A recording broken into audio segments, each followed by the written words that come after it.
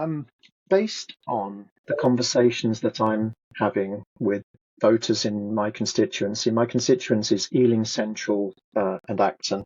Ealing is an Mhm. absolutely perfect place to be. I absolutely love it. But it is fracturing and it is fragmenting. It's fraying at the edges.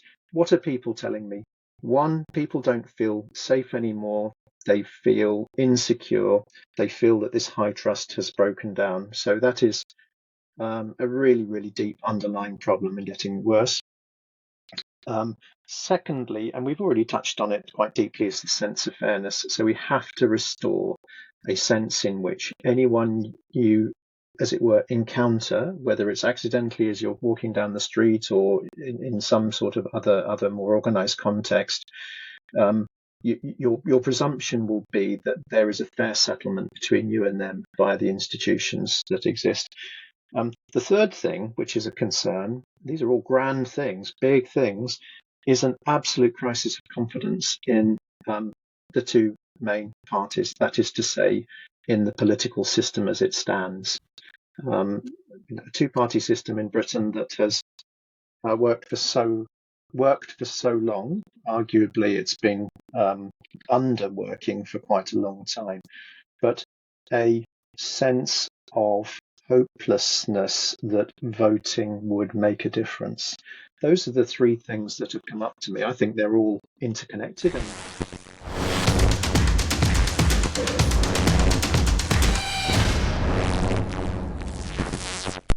Hello there, everyone. Welcome to the World of Momos podcast. And on this episode of Reflections and Reactions, we have Stephen Balogh with us, who is standing as a candidate for SDP. And with him, we're just gonna sort of find out where he's from, who he is, and what he stands for, and why we should go with SDP, and also which locality he's standing for. What are the issues over there? So, hi there, Stephen. How are you? doing fine, thank you, and thank you for having me on this podcast. Thank you for finding the time to come over here. Anyways, um, so just give us a quick summary to begin with, sort of your life journey, and how did you find yourself with SDP? How did I come to SDP? So I'm very, very late to SDP. I'm very late to frontline politics. So what I'll do is I'll just wind back and maybe give the short version of my life story. So I was born 56 years ago to Hungarian expatriate parents who escaped in 1956 after the uprising against the communists in Hungary. They arrived as youngsters into the West, were settled and married in Britain by the time I was born. They made a very strong decision, and this is part of my story and actually a backdrop to my life. They made a very positive decision that I and my two younger sisters would be brought up as British as they come. Mm, That they would compromise immediately on the cultural history that they had. We're none of us quite bilingual in Hungarian. It's a big feat to pull off under the best of circumstances. mm, And they were part of a generation where actually it was about, in large part, assimilation. We can come back to that because mm. that clearly is going to be one of the themes, or very much one of the themes of this election. I grew up in leafy Hertfordshire, came up to London, eventually to university, and I've stayed in London ever since. Studied economics and drifted out west after my university years with a bunch of university mates. We continued living a somewhat sort of studenty bohemian lifestyle, but landed in Ealing because we knew friends in Ealing, and I've been here ever since, 33 years. So yes, Ealing, West London Wow. is where I am now. In the meantime, I've had a business career, sort of personal life, personal ups and downs, again, which touch on some of my story. But that I suppose is it in a nutshell. Yeah. Well, that's good to know. I lived in Hertfordshire for a little while in Bishop Stortford. It is nice over there. There we are. Um. I was in So the other end of Hertfordshire. Bishop Stortford is one end. Berkhamsted in the south, yeah. right southwest Oh, corner is right. at the other. Yeah, I mean, I've been to Ealing few times, but not that much. It's too far away for me in Essex now. But when it comes to SDP, or when it comes to England in general, let's talk about England in general. Mm. What problems do you see us that we need to tackle? Like, what main issues do you think are there for us to tackle as soon as possible? Just Well, I one think or two fundamentally, examples or something like that. yes, so fundamentally, I think it is a fracturing of society, a fracturing of our communities. It's a very easy, even slightly lazy and trite thing to say, but I think at bottom that is the challenge that we're facing. Um, it's very easy to look back with rose-tinted spectacles at what one might describe as a much more homogeneous society back in the day, in the 70s and 80s when I was growing up. This whole classic thing about everyone watching Coronation Street, although I'd never in my life have Mhm. watched Coronation Street and so on.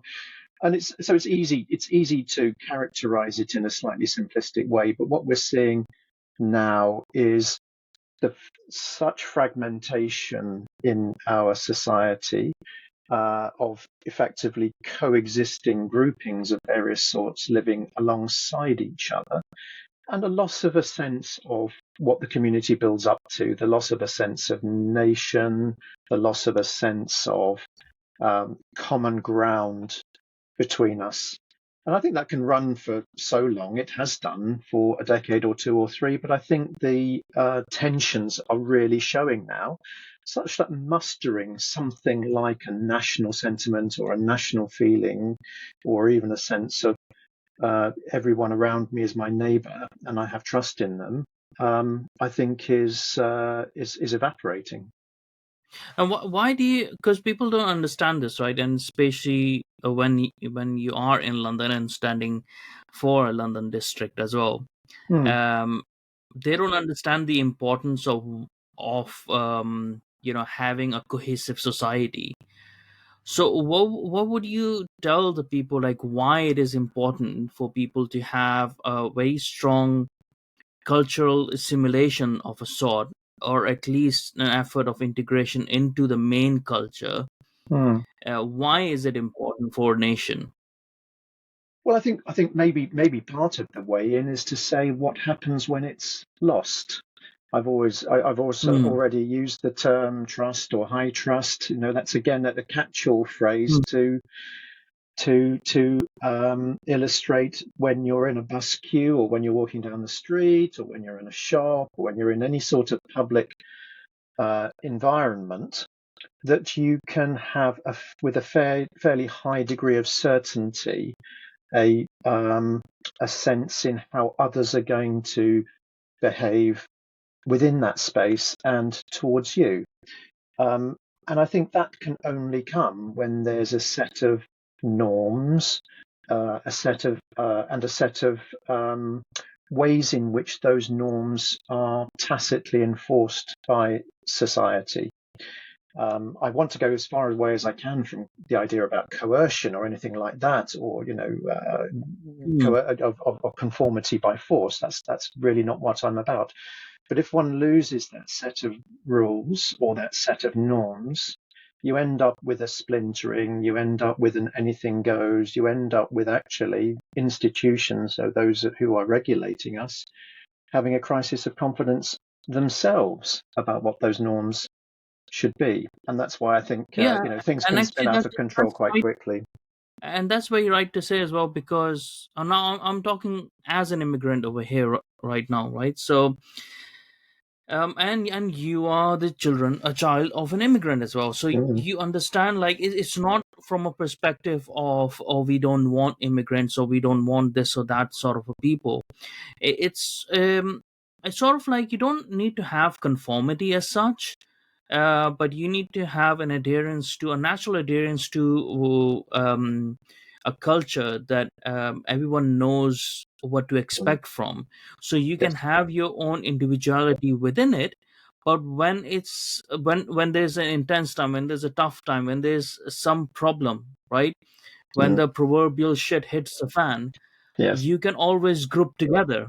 right? Yes.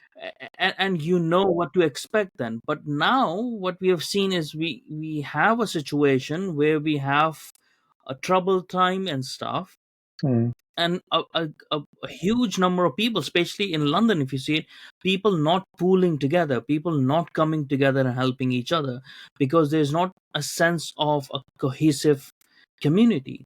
And I'll Yes. give this example. What happened even within Pakistan, I lived there for 9.5 years or so. um, what I witnessed over there, now this was before my time, but the effects of it, I witnessed it in Karachi. um, During the 70s and so on, with the Cold War going on in Afghanistan, and after that, a lot of Afghani refugees came into Pakistan, quite a considerable number of them, and they settled in Karachi. Now, what happened is that they took away all the jobs, or all the businesses, because they had a lot of money with them. Most of them had the drug money that they have been selling and Mm. stuff, and everyone knew it. It was an open secret, right? They bought up the businesses, not of the people of Karachi as such, but people of Peshawar and the Pathans who lived in the north. And they used to treat Karachi as Dubai, because it was their sort of business hub. So they used to come from the north of Pakistan to the south of Pakistan in Karachi to do their business and stuff. So what these Afghanis did, they came over, they took over their businesses, and they started offering cheaper labor than what Pathans could afford. And it disrupted the whole network and the whole community cohesion, because there was an understanding between the Pathans and the Urdu speaking people in Karachi.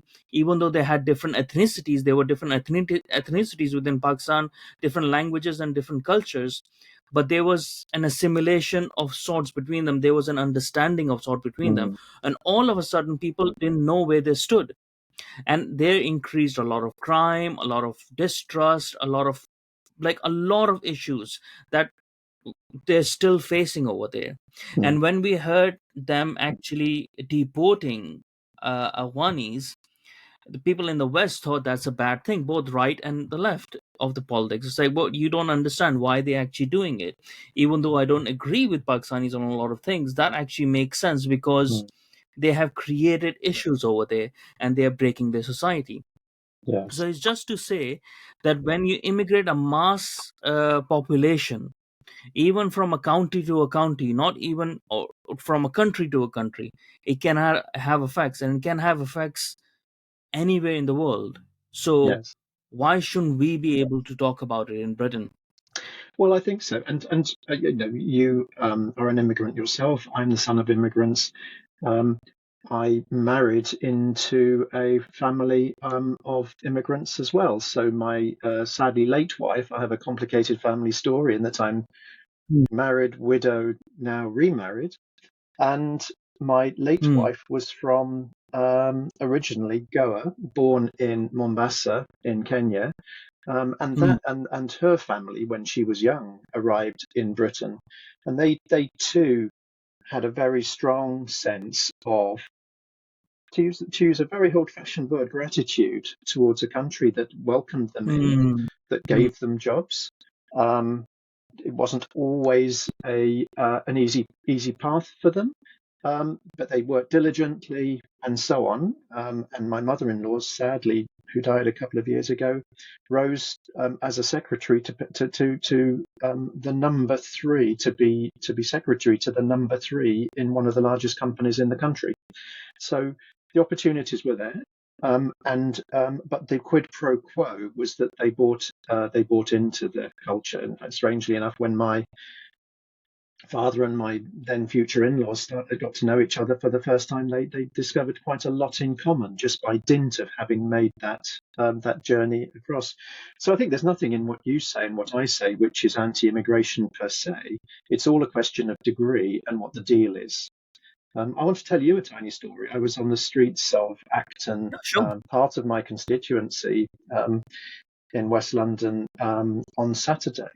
And one of the really striking things is that actually where there are where there's adversarial talk, it isn't actually white British versus newcomers who aren't assimilating and who seem to be getting an easy ride and so on. I'm just using shorthand Hmm. phraseology here because I think it's always much more complicated than that. It was, in many cases, people who themselves were immigrants from roughly that same era, from the 60s and 70s, some of them in the 80s, who bought into the deal, who one person said, I paid my stamps for decades, I've earned my pension, I worked Hmm. my way up, I set aside some of my cultural considerations. And I don't think it's fair that seems to have been just let go of.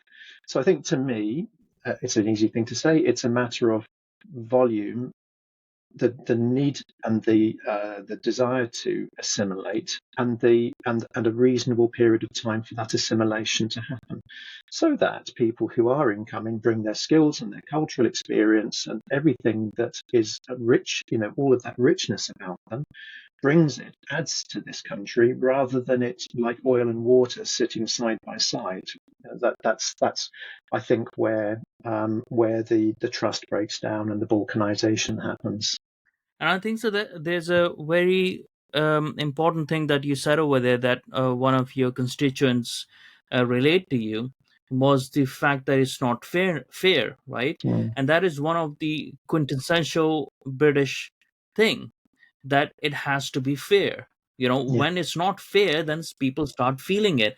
And this is what everyone is starting to feel, because there is no gratitude in the people who are coming over here and who are benefiting from the years and years and years of the society that has been built by the native population over here. And they instead feel like they feel entitled to all the benefits that they should be they are getting, as if Britain has done them some immense historical harm, which is historically illiterate view of taking things. But they mm, feel like they're entitled, as if they're in some sort of psychological war with Britain, and they're entitled to have these things. And I don't think so that's a very good attitude to have. And on top of it, a lot of our left wing politics is actually helping them, which hurts even more for an immigrant like myself, who is very pro British, and the reason why he came to Britain was because he loved Britain, to be let down by the native population over here who is left wing, who is very anti British, to have that attitude being portrayed into the immigrant population, and also who thinks that all immigrants should think the same. I say it's a very wrong way of thinking things. It's a very I don't think so any nation in the world would appreciate if you start telling them that that you are inherently bad people, that you are inherently evil, and that all of your society was built by someone else and not by the efforts of your ancestors. I think so that is deliberate way of just trying to divide the society. yes. And I think that the sort of language and the terminology that we're using to try to get to grips with this, um, it's necessarily sweeping at this sort of level. Um, Mm, doubtless, I certainly know many people who have arrived relatively recently who do still get the need to settle quickly, get to know their neighbours, get to know their environment, show sensitivity towards the mm, environment, and to start making a contribution as soon as possible. Ealing, where I am, has had many, many waves of immigration from the 1930s. A lot of Polish people came to Britain, for instance, onwards, as well as in the 1950s, settlers into Southall and so on. And so it's continued era after era.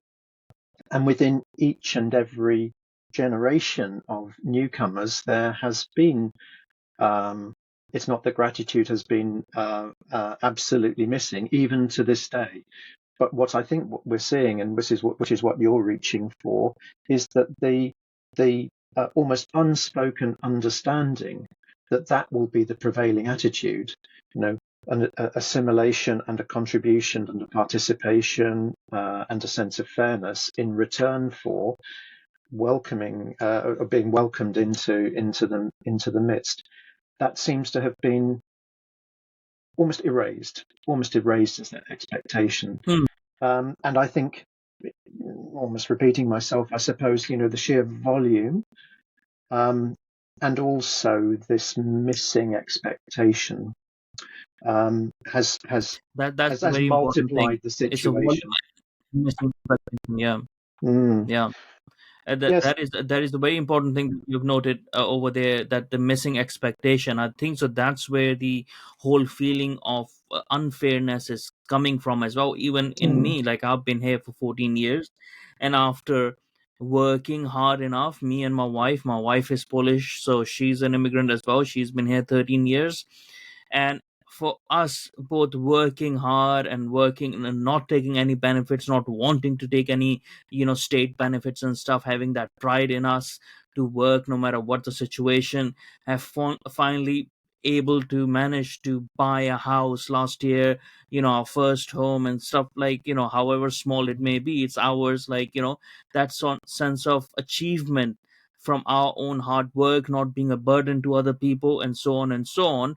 And then we see these people coming in on dubious asylum claims and then receiving everything instantaneously that we would have had to work hard for 14 years and stuff. And it's only maybe other people have had to work even harder. If not everyone has the same privileged position that I had when I came over here, with the education level of education and qualifications and stuff like that was already provided to me Mm. by the efforts of my parents, right? So Yes. it's that unfairness of, well, I had to work and you're just over here. And not just that, your children are getting raised by my taxes now, and you are being afforded all of these things that I have to uh, sacrifice day after day for. Yes.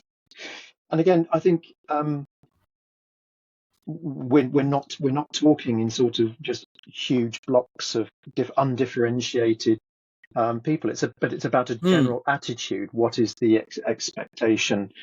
What is the expectation here? I would, trying to look, I suppose, turn it round towards what might be done about it. This isn't necessarily the environment in which to go into sort of very specific policy prescriptions.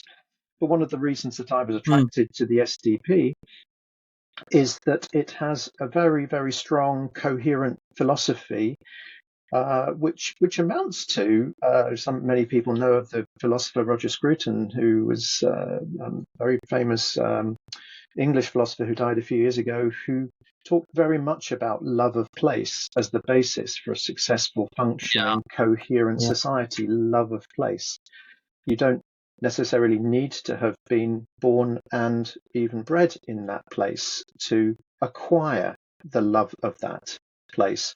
But the starting point for that has to be that you come across others who have been here longer than you, who do love the place. And you've touched on something very important, Hmm. which is this, not a new phenomenon, but there is a very large, sadly large proportion of people who seem to harbour the very opposite to love of place, which is maybe hate.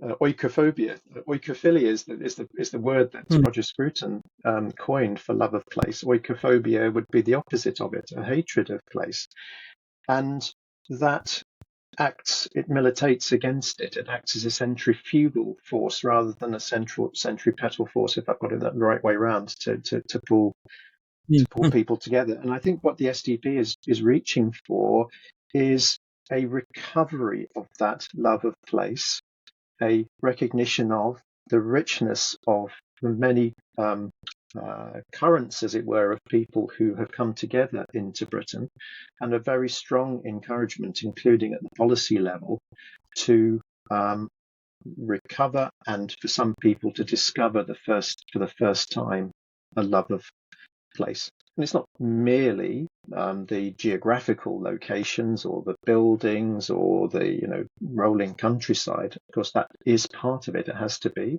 differently manifested in France and in Germany, in my Hmm. parents' native Hungary, or any other country of the world. But it is also, how do those give rise to institutions? How do those give rise to public Hmm. public participation? And that's another thing that I think is under attack at the moment. Those institutions which manifested this love of place and a recognition of the coherence that had been. Yeah, I mean, because that shapes it, right? So if you have a set of people who do not have that love of place, and have infiltrated these institutions, then obviously the institution is going to mask their behavior, which is why we're seeing so many of our public institutions being against the very thing that they stand on, attacking their own foundations, and up to a point where they will soon find out uh, that their own existence is not necessary if they're going to attack their foundations, or they're going to just end up destroying themselves, which they are doing, like, which even when we see BBC doing, BBC up to a large extent now, in many people have actually placed a hatred of themselves in them, people who love this country, which is a shame to see, because BBC was something that everyone was used to be proud of. There's the same thing that NHS is doing, that people are actually starting to see, well, I can't love something if it doesn't work for me. That's obviously, all of these things are connected and stuff, which is why I think so SDP's policy of a generation gap in migration, or a considerable amount of years gap in Mm. immigration, makes sense, because we need some time to take stock, so to speak. Yes. Uh, but talking about immigration, because along with immigration these days is also coming a topic of immigration from which places, right? So if it's not just the numbers, but it's also cultural similarities. So what I've seen in Poland is, they before Tusk was elected, before EU put its own stooge in there, when the PIS government was there, um, they had an attitude towards immigration that they will immigrate people who are most similar to their culture, and that worked for them. That didn't mean they stopped immigration completely. It just meant that their culture could maintain its cohesive nature. And it's probably an angle that maybe Britain has to look at going forward. Now, it's difficult for Britain because we have Commonwealth, and within Commonwealth, a lot of the countries which are outside Anglosphere do not share our culture, right? So it's a bit difficult, but maybe it's managing the numbers that come in from cultures that are not completely similar to our own, as opposed to cultures that are very similar, like Australia, New Zealand, Canada, America, and all the other Anglosphere countries. Mm. Yes, and it's a very knotty one. There's recognition across the world of some quite different philosophical underpinnings to in different parts of the world, and to different, as it were, civilizations. Um, Chinese have always had a different way of looking at the world, the sort of Confucian sentiment, which these days is manifested through, sort of Maoist or sub-Maoist communist point of view. To use one example, that is radically different to the common law environment of individual freedom, equality under the law, and so on, that there is in Britain, let alone the balance between individual liberty and the state. Um, and certainly, there are some distinctive features about Britain and the West in general, the separation of state and religion to a greater or lesser degree. Britain, like in so many ways, has trodden a slightly strange, slightly ambiguous path when it comes to the separation of state and the state religion, of course, which is Anglican Christianity, but very largely a separation. France went the whole hog with its laïcité, which it has traditionally enforced quite strongly. There are some schools of thinking, cultures where such a separation simply doesn't feature,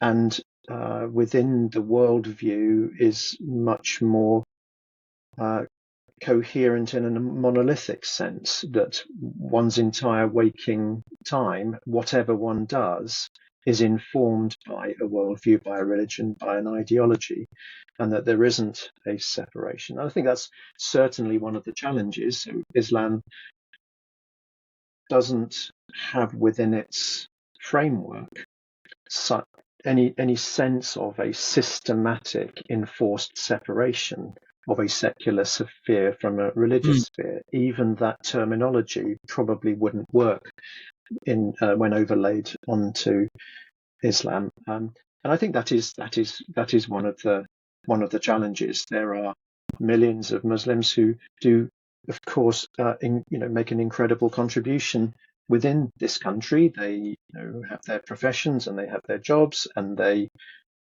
make contributions in a social sphere as well. So it's not as if they as a grouping are 100% off to one side. The underlying there's an underlying tension, let's say, though, between the structural situation that they find and wrestle with, and maybe their own worldview. I'm not a world expert on Islam, I have to say. There are others as well, in the sense of Hindus and Buddhists and so on. All of whom, on an individual basis and a group basis, have to decide what the contract is between them and the wider society that they're part of. Just touching into But that would only come that will only come when, like you said before, when the expectation from us is there Yes, for them to have that, or to adhere to a social contract that we have from them. yes. And this is one of the criticism that I would have of our state, of most of our political parties dealing with Islam, is it's muddling the people and the ideology. It needs to separate that at times. And if people are there who have these extreme views, that at a minimum you have to remove them from the society, because they're not good for the native population, they're not good for the moderate Muslims as well. But this inability to tackle it, inability to even converse about it, right, that becomes a problem then, because it's a subject that you can't touch. And if it's a subject that you can't touch, then that people, the bad faith actors within that subject matter, will take advantage, and that's what they're doing. And it's clear that on occasions that's happening, maybe a heightened number of occasions. So I do agree with you. I think what I want to say, and call me naive for doing so, and again returning to the SDP's stance, which is, as it were, a whole community under the nation stance. I would always want to say, when I'm addressing an individual or a small group or even a larger group, I'm going to be doing some hustings, including in a mosque, in a couple of weeks' time. I'm going to go in and say, this is what's in my mind to say at the moment. I want to make 3 points. One is, especially if by expectation the majority of people at that hustings are going to be Muslims, the SDP has a really strong family-friendly policy that tax and care and all sorts of aspects of policy, SDP's policy, are about promoting the well-being of the family, recognizing its foundational contribution to society. I'd want to say, secondly, we would agree on things about education that are going a bit wrong at the moment, sort of the contested ideologies being taught as fact in schools. I'm quite sure that the vast Mm, majority of the audience would agree with the SDP's stance. And then what I would say is, for me, community is whole community. It can't be organised, separated groups within a geographical mm, area. So my challenge would be, for each individual there, calling on myself as well and the communities that I'm part of, how are you reaching across? How are you making sure that you are not building up differentiation, but in fact transcending it mm, in the way that you live your life, in the way that you see people, in the way that you give employment opportunities, in the way that you associate with people socially? How are you how are mm. we all attempting to transcend that? Because Yeah. that doesn't How, set how are aside an they? How ideology. are they upholding? I would say, like, how are they upholding their responsibility as responsible citizens as well? Hmm. You know, how are they creating in groups and out groups as such? Because it is their responsibility as well to, if they are saying they're good faith actors, then it's upon them to oust the people who are extremists and not to hide them. Because if they continuously show us that they're incapable of, you know being British first, in that sense, then there will be hostility that will be created, and it's rightly so that that Hmm. hostility would be created, because you're showing that you're against, a people.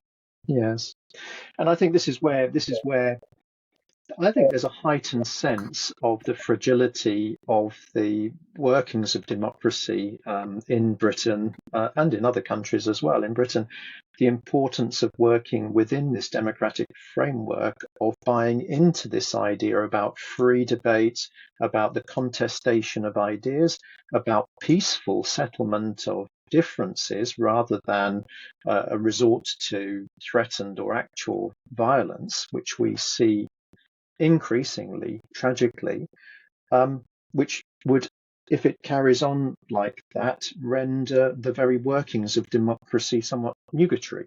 It would be, Mm, it would then engender such a sense of balkanized animosity that it might spill over onto the streets, into extra parliamentary, extra democratic action, which everyone would lose from.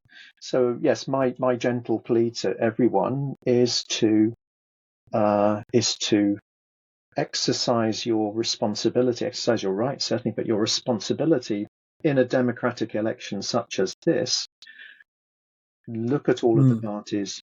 Think about the balance. Of course, everything's a compromise. Every party is a compromise. Every individual vote is a compromise. But recognizing the messiness of life, exercise your vote. Don't be told by others what to do. Exercise it individually, because the contract mm. is between you and your parliamentary representative who is elected. It's not via any other group, a block group, or anything else. So that we avoid a tendency towards sectarianism, which, wherever it's manifested in the world, has absolutely tragic ongoing endemic consequences if it becomes entrenched. So that we must avoid at all costs. So, moving on from these things, let's talk about where you're standing up from, and let's talk about, like, three main issues that you see, and what can you do to help fix them. Mm-hmm. So, based on the conversations that I'm having with voters in my constituency is Ealing Central and Acton. And by the way, it's an area I absolutely love. My late wife and I chose to live there because the environment was exactly right for what was a mixed race family. We adopted two boys um, who are themselves mixed race. So with my wife now, who's Anglo Anglo-Irish. We have within the four of us 7 different ethnicities. So Ealing is an absolutely perfect place to be. I absolutely love it. But it is fracturing and it is fragmenting. It's fraying at the edges. What are people telling me? One, people don't feel safe anymore.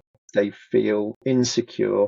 They feel that this high trust has broken down. So that is a really, really deep underlying problem and getting worse. Secondly, and we've already touched on it quite deeply, is the sense of fairness. So we have to restore a sense in which anyone you, as it were, encounter, whether it's accidentally as you're walking down the street or in some sort of other more organized context, your presumption will be that there is a fair settlement between you and them via the institutions that exist. The third thing, which is a concern, these are all grand things, big things, is an absolute crisis of confidence in the two main parties, that is to say, in the political system as it stands.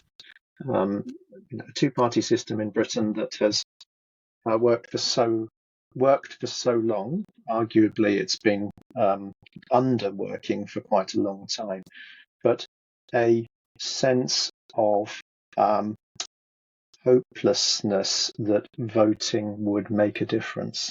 Those are the 3 things that have come up to me. I think they're all interconnected and they are all informed by the things that we have been talking about. Very, very large scale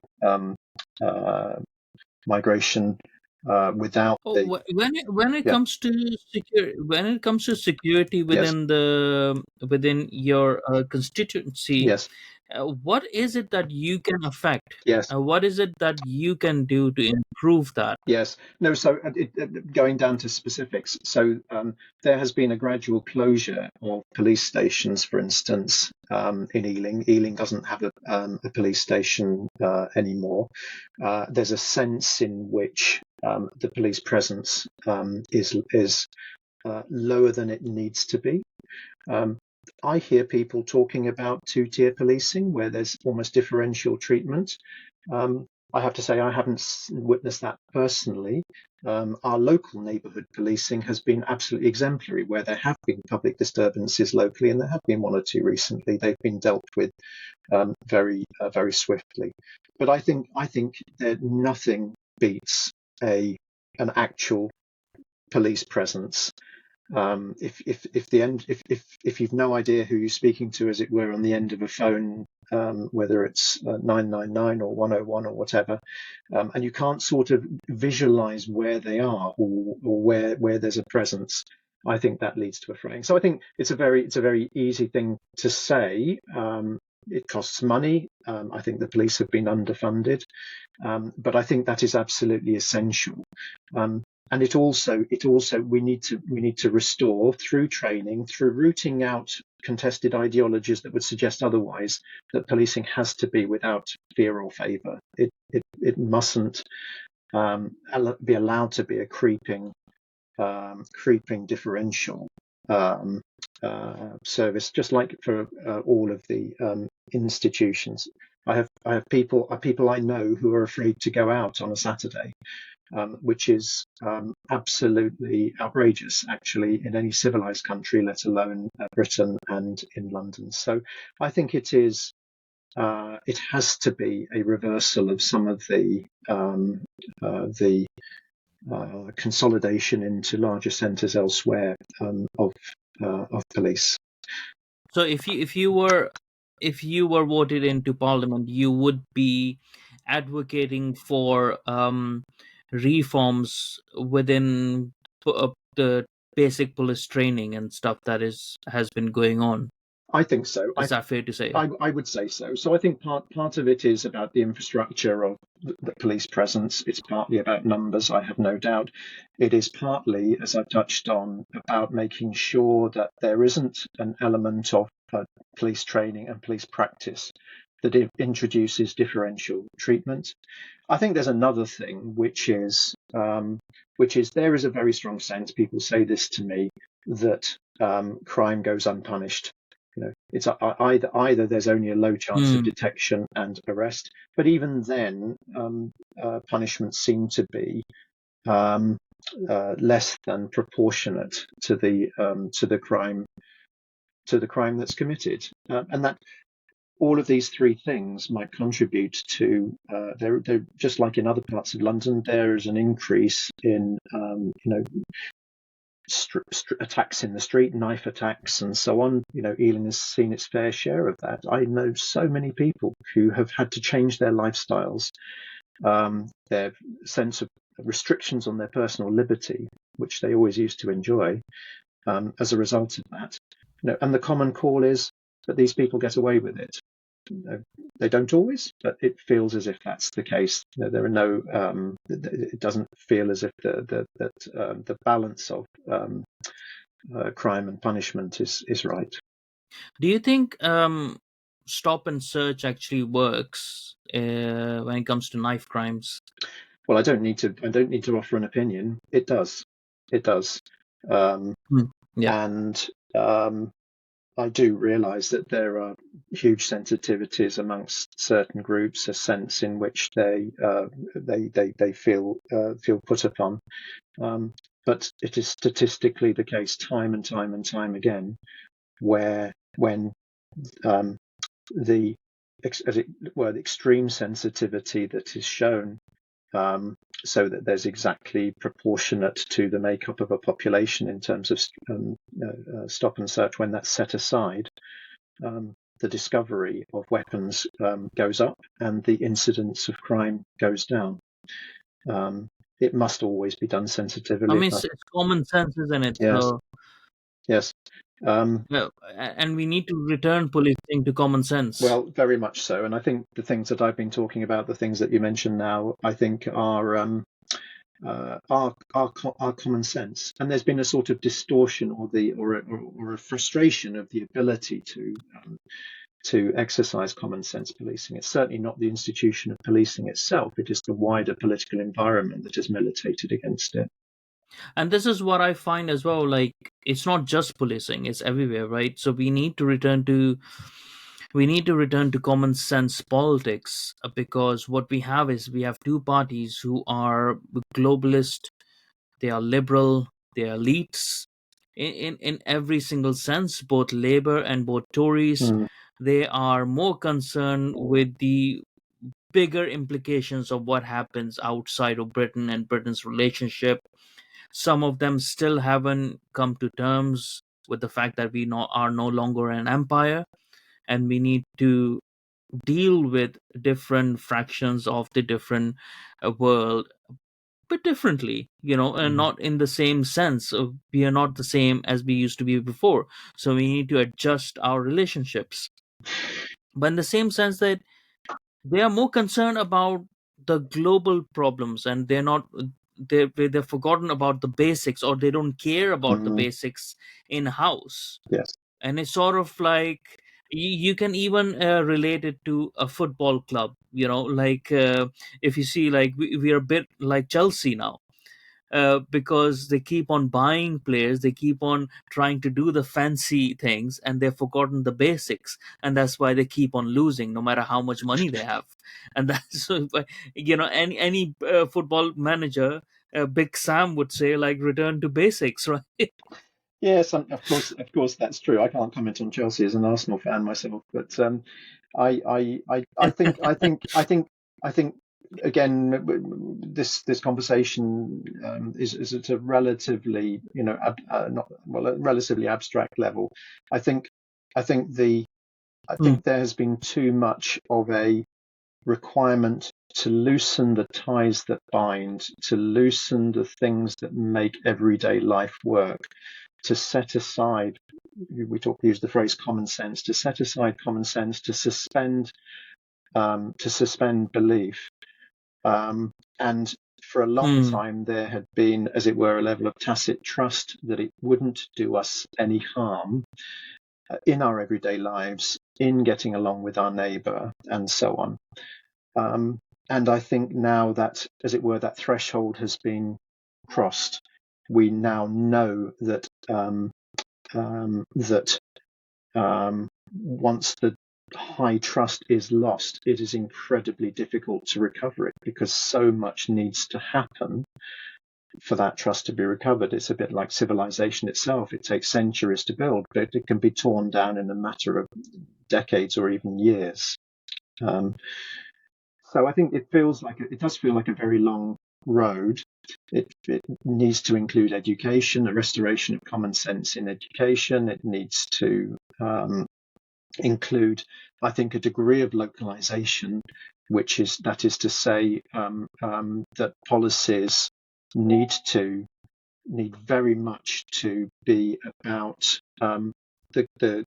how does it work in the community, rather than some massive top-down imposition that has no bearing on the actual workings of communities on the ground. Well, Stephen, thank you for coming on. And I think so. The main thing that people should take from it is let's return to common sense politics. If we vote for SDP, that can very well happen. So people, the people who love common sense should really look into SDP. So thank you so much for coming on. And yeah, sorry, you were going to say something. Thank you. Well, I want to say thank you once more, Momus. It's been a tremendously enjoyable conversation, exploration of ideas. I would say alongside common sense is whole community restoration, and what is each and every person doing for that, transcending their in-groups and helping to build a national in-group. Well, there you have it. Okay, thank you everyone for watching, and I'll catch you next time. Brilliant. Thank you very much.